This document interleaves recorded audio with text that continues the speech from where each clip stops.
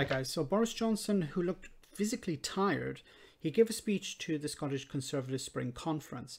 Now, at the beginning of this speech, he talked about how the union is strong, how Westminster has pumped millions, billions of pounds into Scotland, creating jobs, creating opportunities, how the relationship between Scotland and the rest of the UK is still strong, how the Conservatives are the ones who are reaching out to the Scottish people and providing them with everything that they need. He also talked about even how Brexit is a benefit for the people of Scotland, how the UK is now an independent nation and this will benefit the people of Scotland. So, of course, he got to the point then where he attacked the SNP and criticised them for focusing on independence and a referendum. So let's hear what he had to say. So I just find it incredible that the SNP would choose this moment again to push their campaign for separation. Just when everything is beginning to reopen again, when we will soon be reunited with our friends and family, the SNP think that this is the time to turn us all against one another, to start another political fight. But there is a political fight coming. In May, there is an election for the Scottish Parliament. Unless the Conservatives have decided we're actually not going to field any candidates, there is a political fight. Now, on the one side, you have those who support independence, and it's not just the SNP. There are other parties and groups who support independence. And on the other side, you have the Liberal Democrats, you have the Conservatives, you have Labour and other entities that want Scotland to remain in the Union. That's a political fight. You can't deny that there is a political fight coming. You can't just say the SNP are up for a fight when the Conservatives are also up for a fight. Perhaps I shouldn't be surprised by this. It is their party's obsession. Yet surely even they have a sense of priority, of what is important right now. This comes across as extremely condescending. Of course, he's criticising the SNP here, but indirectly he's also criticising the independence movement and I think Scottish people in general. The Scottish people don't care about independence. The Scottish people are not concerned with this at the moment. They just want to get back to their normal lives. Yes, they do. But I think a growing number of Scottish people understand that one of the reasons they weren't able to get back to their normal lives is because of Boris Johnson. One of the reasons that they can't get back to their normal business ways of doing business is because of Boris Johnson.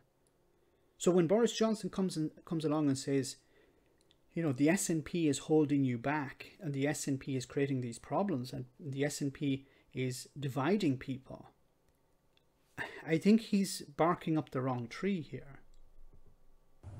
The SNP can see after the impact of coronavirus that people would want time to renew their lives and to rebuild relationships that have become stretched. They know that workers are concerned primarily about their jobs and businesses are primarily concerned about their future. Yes, they are. And you have taken part of their future away from them, their future opportunities. Many businesses are suffering because of Brexit, because of a campaign that you pushed, because of lies that you told them. You convinced fishermen in Scotland to vote for Brexit, and now they've been abandoned. There is this idea from within the Conservatives that you focus you focus the minds of the public into thinking that the SNP only care about a referendum, that they have no other policies, and that they're pushing for a referendum to be held tomorrow. That's not the case. The SNP need to win power in May. They need to increase their vote. They need to have more seats. And then if they do that, if they win in a landslide or if they win a majority, then they're going to push for a second referendum. Now, we don't know when that referendum is going to take place. It could take place this year. It could take place next year. It could be the year after. Nobody knows at the moment. So to say that the SNP are obsessed with having a referendum isn't exactly true. They're They want to have a referendum. Yes, that's the core belief of their party. It's their core manifesto pledge. We want to have a second referendum. We want Scotland to become an independent country. But they need to win power first. They're not pushing for a referendum tomorrow, although Boris Johnson is trying to create this idea in the minds of people. How can the SNP say that a referendum is the priority to them? It's the last thing they need right now. It's clear, though, that the SNP are just not listening. Well, we will see. We will see if the SNP are not listening. But the SNP know that a lot of the problems the people of Scotland are facing at the moment would be resolved if Scotland became independent and if Scotland became a member of the European Union, for example, or joined the single market. This would resolve a lot of problems that many businesses are facing at the moment. They're intent on pushing for a referendum, regardless of the cost to Scotland and the whole of the UK. So that means it falls to the Scottish Conservatives to make them listen, to shift the focus in Scotland from division and debate and onto recovery and rebuilding. This is the agenda. This is the narrative, that people are not interested in a second referendum. People are more interested in just getting back to their normal lives. But the problem is that if you continue down this road, you're going to have successive Conservative governments who don't give a crap about Scotland. They've never cared about Scotland. The Scottish people have woken up to that. That's why they continue to vote against the Conservatives in Scotland. You can't continue to sell this idea that the union is strong and that the people of Scotland don't want to be independent. I think this is the wrong approach. I think you need to come at it at a different angle. You have to understand, okay, the Scottish people want to become independent. A growing majority want that. We have to adapt our policies to suit that. My friends, you're the only party that can stop an SNP majority and their drive towards a second independence referendum.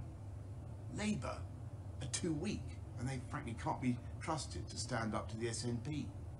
Keir Starmer had to pay for independent marketing advice to tell him that he shouldn't be scared to be seen with the Union flag. Talking about Union flags to the Scottish people. I understand Boris has the Union Jack there and he has the Scottish flag. But I think there is less support for the waving of Union Jack. Like we've seen it, how products that were being imported into Scotland had the Union Jack stamped on them.